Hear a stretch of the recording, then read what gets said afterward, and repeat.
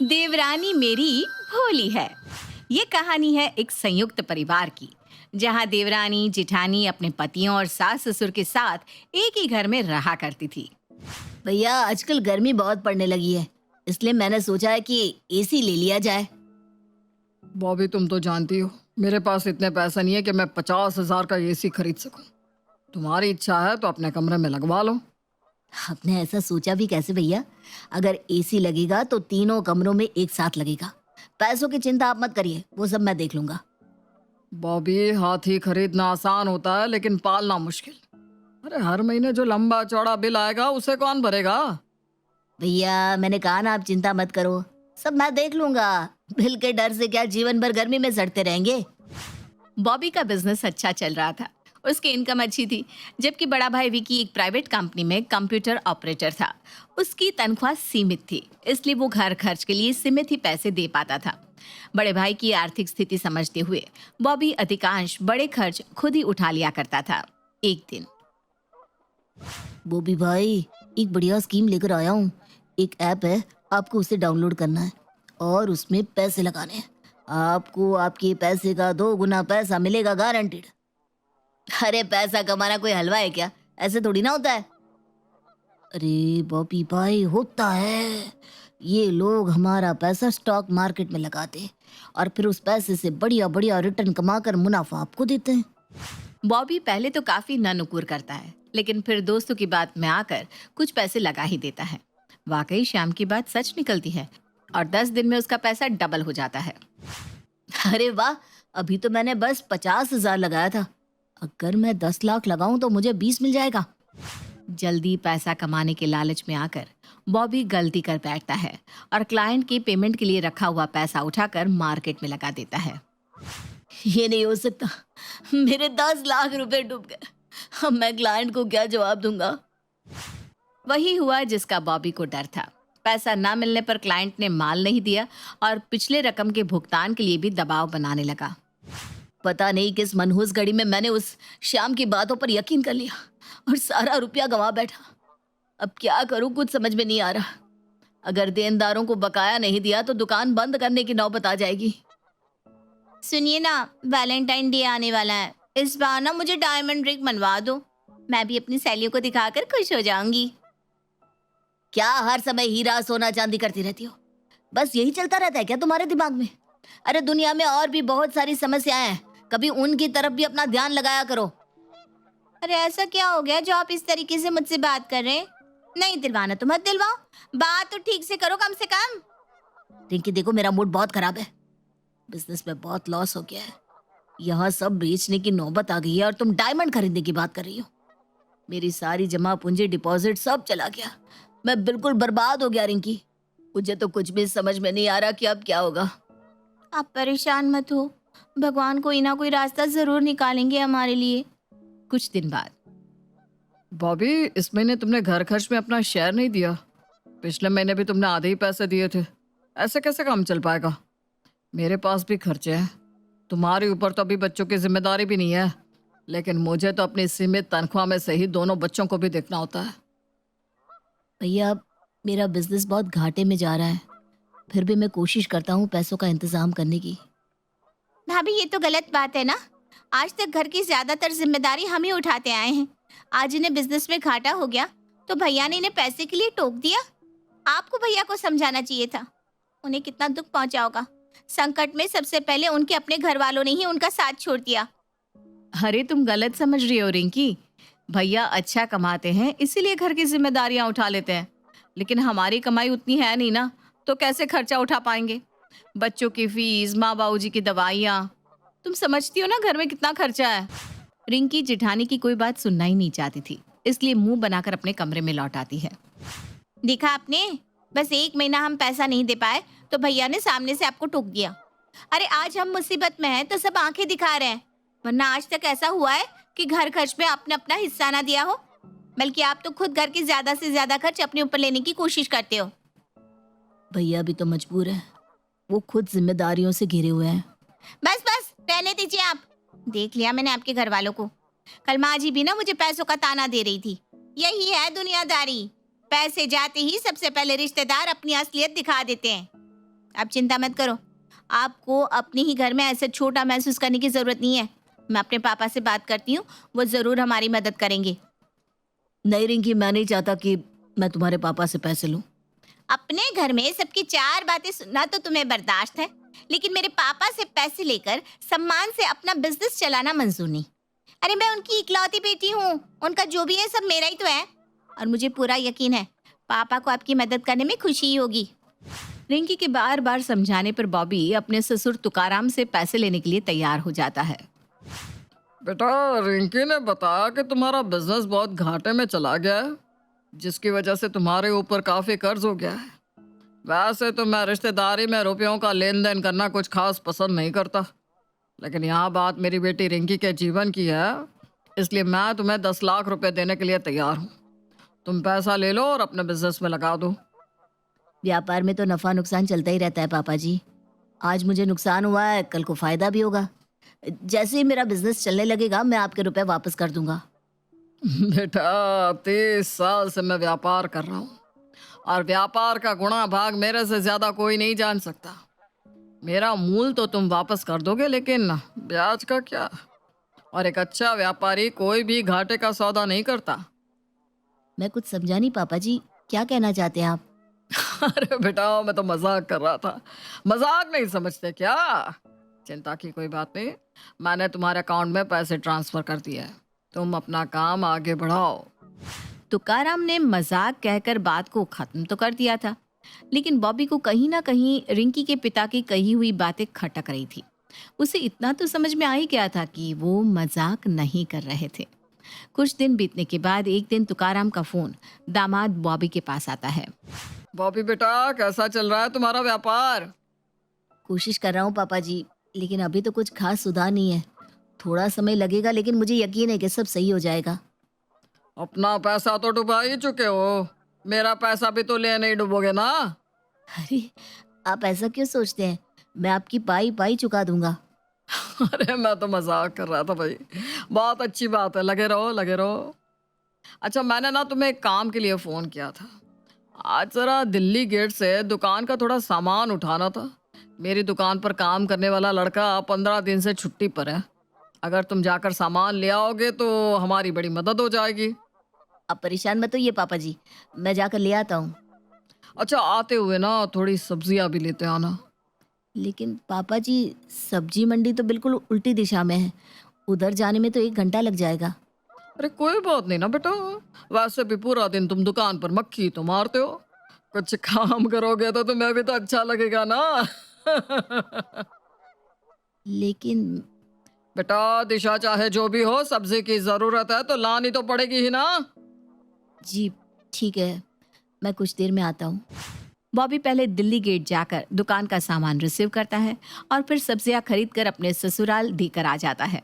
कुछ दिन बीतने के बाद अरे बेटा, पैसा लेते समय तो तुम बड़े प्यार से बात कर रहे थे, और अब कभी पूछते भी नहीं कि ससुर जी क्या हाल चाल है।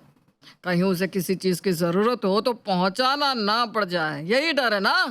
अरे नहीं नहीं, ऐसी कोई बात नहीं पापा जी। आप बताइए ना, अगर कोई काम है तो। मैंने काम के लिए तो कभी मना नहीं किया। बेटा, कल मेरे कुछ दोस्त आ रहे हैं घर पर, एक छोटी सी पार्टी समझ लो। अच्छा, तुम्हें इस पार्टी में आना ज़रूर है। मैं अपने दोस्तों से तुम्हें मिलवाता हूँ, सब बड़े बिजनेसमैन हैं, तुम्हारा फ़ायदा ही होगा। कल तो मुझे दुकान पर थोड़ा काम है, आप कर लीजिए पार्टी, मैं फिर कभी मिल लूँगा। देखो बेटा, तुम्हारा बिजनेस तो ठप हो गया है, और मेरा अनुभव यही कहता है कि अब तुम चाहे जितने जतन कर लो, वो फिर से चलने वाला नहीं है। आखिर कब तक उस मरे हुए शेर में जान फूंकते रहोगे? हम तो यही कहेंगे कि तुम आओ, आकर हमारा काम संभालो, अपनी काबिलियत हमारे बिजनेस में दिखाओ। मेरा जमा जमाया काम है, इससे अच्छा मौका तुम्हें और कहीं नहीं मिलेगा। पापा जी, ऐसा बिल्कुल भी नहीं है कि मेरा बिजनेस कभी नहीं चलेगा। बस कुछ दिनों की बात है, मैं अपनी तरफ से पूरी कोशिश कर रहा हूँ। जल्दी ही मैं आपका सारा पैसा लौटा दूंगा। मैं तो तुम्हारे भले के लिए कह रहा हूँ, कल सुबह 10 बजे तक घर पर पहुँच जाना। अगले दिन सुबह बॉबी अपने ससुराल पहुंचता है तो देखता है कि ससुर तुकाराम आराम से घर पर बैठा हुआ है। अरे पापा जी, मेहमान नहीं आए क्या? मेहमानों को आने में अभी समय है। तुम्हें सुबह 10 बजे मैंने इसीलिए बुलाया था ताकि तुम यहाँ आकर तैयारी में थोड़ी मदद कर सको। चलो, अब तुम जाओ, जाकर बाजार से थोड़ा राशन और बाकी का सामान भी ले आओ। फिर घर पर आकर मेहमानों के स्वागत की तैयारी करवा देना। थोड़ी ही देर में मेहमान आने लगते हैं। अरे तुकाराम जी, ये आपका दामाद है क्या? जी जी भाई साहब, बिल्कुल सही पहचाना। ये हमारे दामाद ही हैं। करते क्या है आपके दामाद? जी, मेरा कपड़ों का एक छोटा सा बिजनेस है। बिजनेस है नहीं, बिजनेस था। बिजनेस तो तुमने पूरा चौपट कर दिया है। अब उसमें है जैसा बचा ही क्या है। तुकाराम की बात सुनकर उसके सभी मित्र हंसने लगते हैं। अरे भाई साहब, पूरा 10 लाख की चपत लगवाई है साहबजादे ने। अब बेटी का चेहरा देखकर सारा घाटा हमें ही सहना पड़ा। क्या कर सकते हैं। एक बात बताइए, बिजनेस कर पाना हर किसी के बस का होता है क्या? व्यापार को चलाने के लिए लोमड़ी जैसी बुद्धि और बगुले जैसा ध्यान चाहिए होता है। और ये खूबियां सभी में होते नहीं।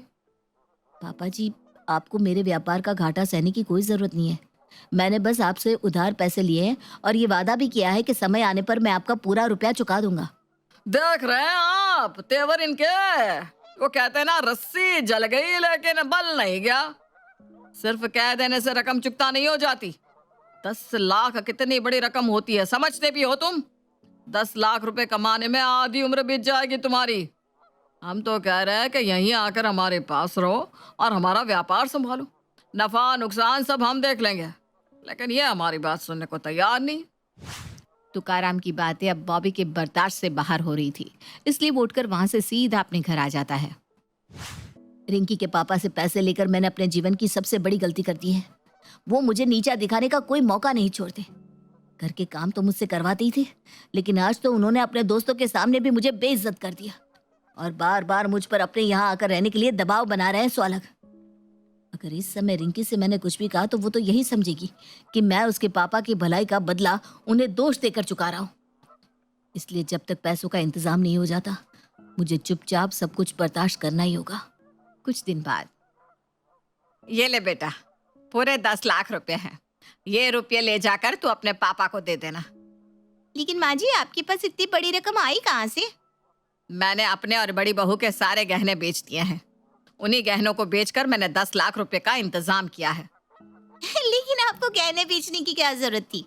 पैसा तो मेरे पापा ने दे ही दिया था, और उन्हें पैसा लौटाने की ऐसी कौन सी जल्दी थी आपको कि ये कदम उठाना पड़ा? इतनी भी भोली मत बनो रिंकी, जैसे तुम्हें कुछ पता ही नहीं है। आंखों देखी मक्खी निगलना कोई तुमसे सीखे। मुझे कुछ समझ में नहीं आ रहा आप लोग क्या बात कर रहे हैं। क्या तुम्हें पता नहीं कि जब से तुम्हारे पापा ने बॉबी को पैसे दिए हैं, उन्होंने उसका जीना मुश्किल कर दिया है? अरे क्या कुछ नहीं किया तुम्हारे पापा ने, और तुम कह रही हो कि तुम्हें कुछ पता ही नहीं? क्या बॉबी ने आज तक तुम्हें कुछ भी नहीं बताया? मुझे सचमुच कुछ नहीं पता। मैं अभी बॉबी को यहाँ बुलाती हूँ। सिर्फ बॉबी को नहीं, अपने पापा को भी यहाँ बुलाओ। अब जो भी बात होगी सबके सामने होगी। रिंकी गुस्से में अपने पापा और बॉबी दोनों को फोन लगाती है और उन्हें घर बुलाती है। कुछ देर बाद बॉबी और तुकाराम दोनों घर आ जाते हैं। पापा, क्या आपने बॉबी के ऊपर पैसे लौटाने के लिए दबाव बनाया था? सच सच बताइएगा पापा, झूठ मत बोलना। ये क्या बताएंगे, सच मैं बताता हूँ। मदद करने के नाम पर 10 लाख रुपए देने के बाद इन्होंने जैसे मुझे अपना गुलाम बना लिया। मुझसे घर का राशन मंगवाया, सब्जी भाजी मंगवाई, अपने दोस्तों के सामने बुलाकर बेइज्जत किया। इतना ही नहीं, दुकान पर काम करने वाले नौकरों की जगह मुझसे काम करवाया। और जब इतने से भी तुम्हारे पापा का पेट नहीं भरा तो इन्होंने मुझे घर में घर खर्च देने से मना कर दिया।